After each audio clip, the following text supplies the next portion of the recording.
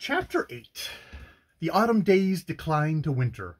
Once more the leisure world was in transition between country and town, and Fifth Avenue, still deserted at the weekend, showed from Monday to Friday a broadening stream of carriages between house fronts gradually restored to consciousness.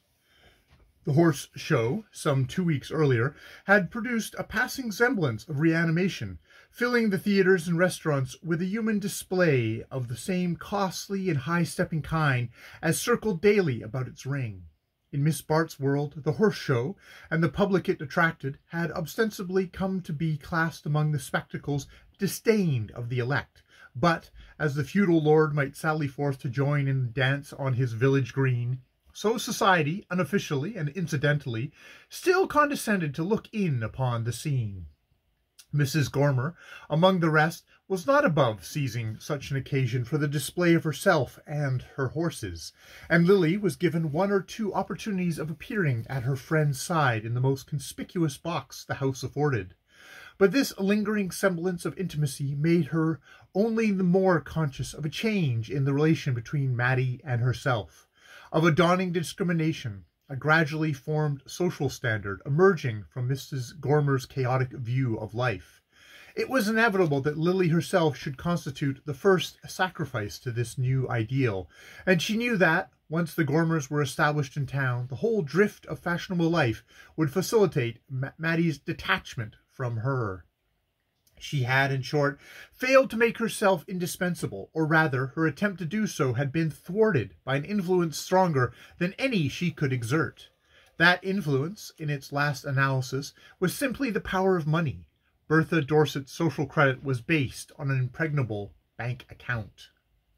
Lily knew that Rosedale had overstated neither the difficulty of her own position nor the completeness of the vindication he offered. Once Bertha's match in material resources, her superior gifts would make it easy for her to dominate her adversary. An understanding of what such domination would mean, and of the disadvantages accruing from her rejection of it, was brought home to Lily with increasing clearness during the early weeks of the winter. Hitherto she had kept up a semblance of movement outside the main flow of the social current, but with the return to town and the concentrating of scattered activities, the mere fact of not slipping back naturally into her old habits of life marked her as being unmistakably excluded from them. If one were not part of the season's fixed routine, one swung unsphered in a void of social non-existence. Lily, for all her dissatisfied dreaming, had never really conceived the possibility of revolving about a different center. It was easy enough to despise the world, but decidedly difficult to find any other habitable region. Her sense of irony never quite deserted her, and she could still note, with self-directed derision, the abnormal value suddenly acquired by the most tiresome and insignificant details of her former life. Its very drudgeries had a charm now that she was involuntarily released from them. Card-leaving, note-writing, enforced civilities to the dull and elderly, and the smiling endurance of tedious dinners. How pleasantly such obligations would have filled the emptiness of her days. She did indeed leave cards in plenty. She kept herself, with a smiling and valiant persistence, well in the eye of her world, nor did she suffer any of those gross rebuffs which sometimes produced a wholesome reaction of contempt in their victim. Society did not turn away from her. It simply drifted by, preoccupied and inattentive, letting her feel, to the full measure of her humbled pride, how completely she had been the center of its favor. She had rejected Rosedale's suggestion with a promptness of scorn almost surprising to herself. She had not lost her capacity for high flashes of indignation, but she could not breathe long on the heights, and there had been nothing in her training to develop any continuity of moral strength. What she craved, and really felt herself entitled to, was a situation in which the noblest attitude should also be the easiest. Hitherto, her intermittent impulses of resistance had sufficed to maintain her self-respect.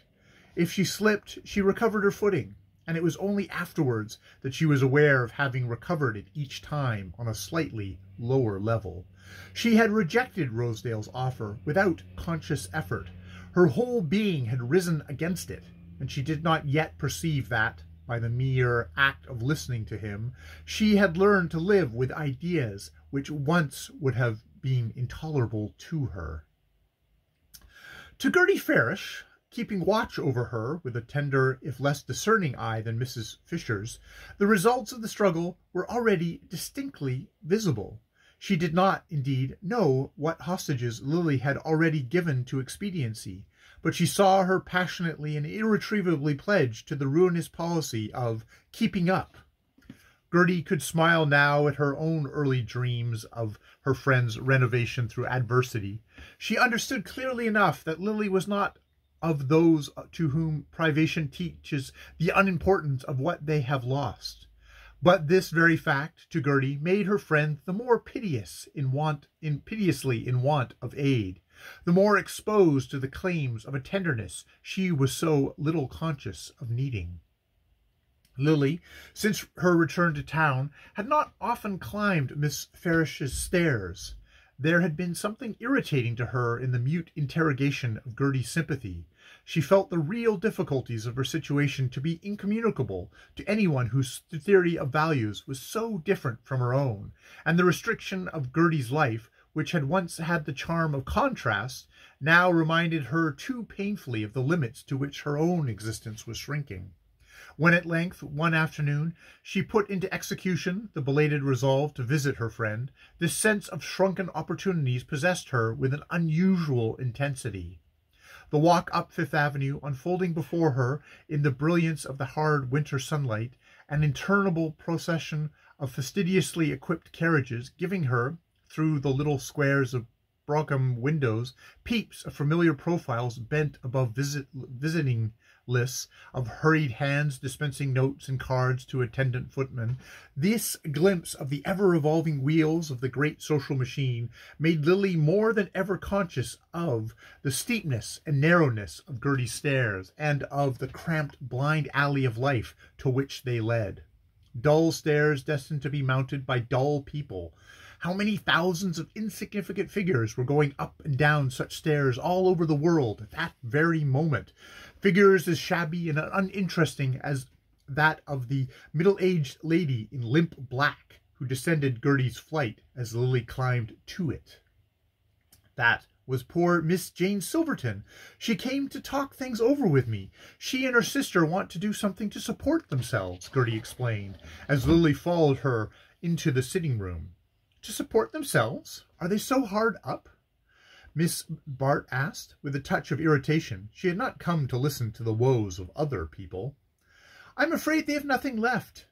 Ned's debts have swallowed up everything.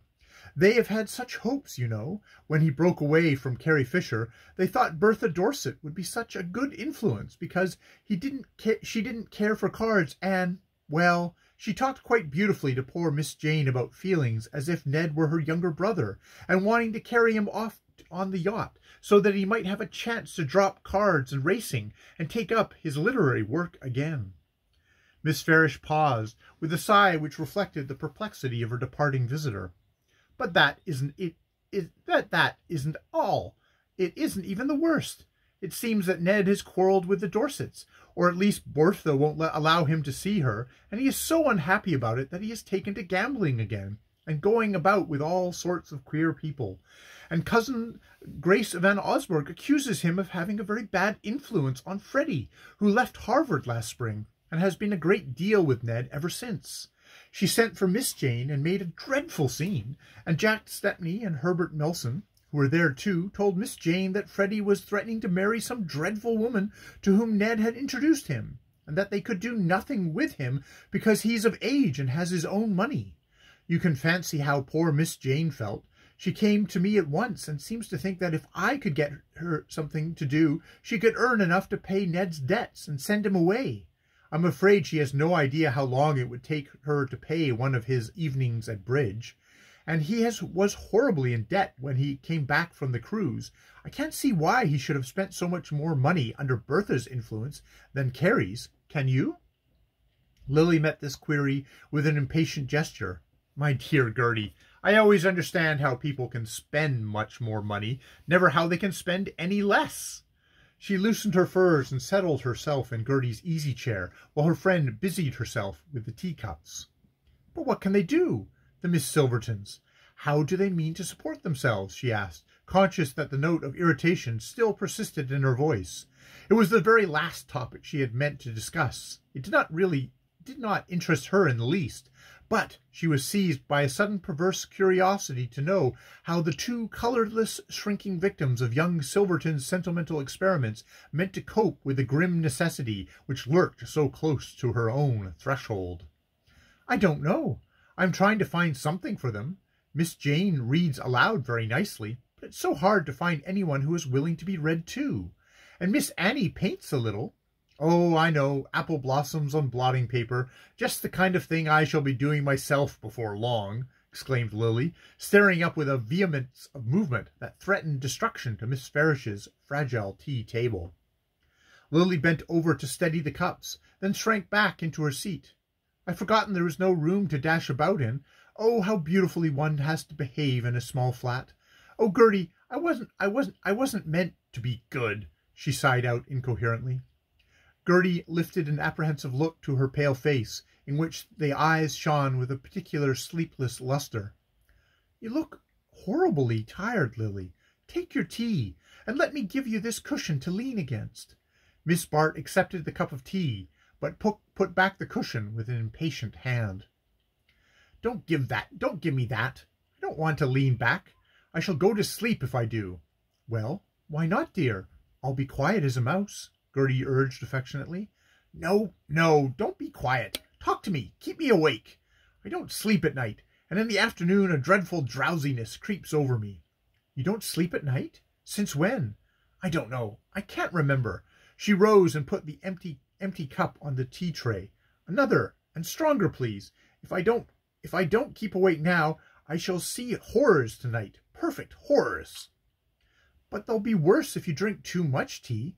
No, give it to me, and please don't preach, please." Lily returned imperiously. Her voice had a dangerous edge, and Gertie noticed that her hands shook as she held it out to receive the second cup. "But you look so tired. I'm sure you must be ill."